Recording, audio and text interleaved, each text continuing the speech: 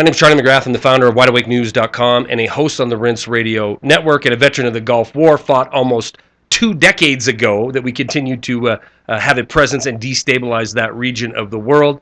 And frankly, I'm tired, I'm fed up, I am sick of my government feeding me nothing but manure in order to generate some kind of patriotic fervor within me and my fellow Americans, so we can continue to watch the destruction of freedom around this planet, so we can dictate how nations will be governed, so we can go destabilize and at the end of the day end up with material resources of these nations. This game, this death-defying, disgusting, repulsive game must come to an end. I want to share a few headlines that anybody can find just by typing in America-backed terror at any time. These ones are just a few weeks old. U.S.-backed al-Qaeda torture and kill popular Syrian cleric.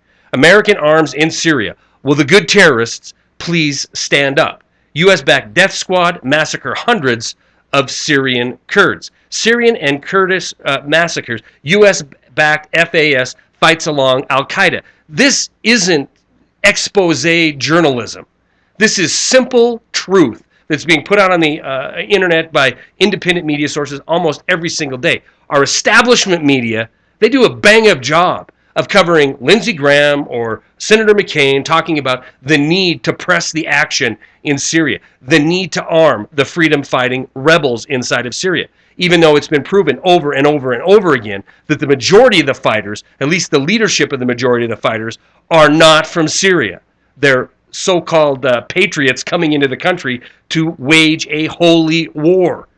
This is what they've claimed, this is what they've stated, and this is what they are doing. And we are arming and supporting them. Why am I bringing this up now? I've talked about it before on the program. Well, today we had the realization that hundreds, if not 13 plus 100 people have been killed using chemical weapons inside of Syria. I'll attach several very disturbing videos to this one to prove this fact. Now we have the rebels claiming that the government did it.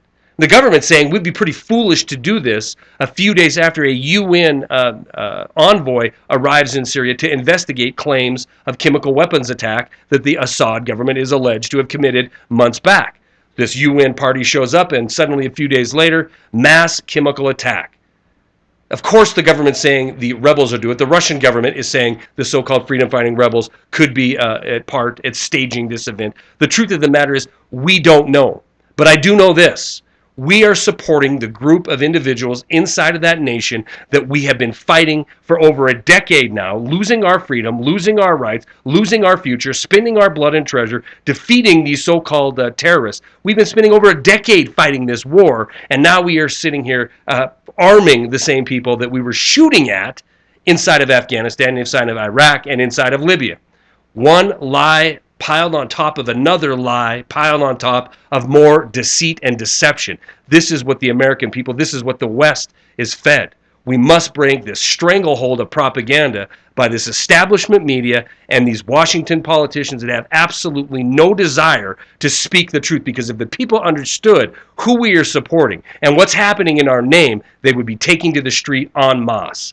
Stories are attached. That's all I got.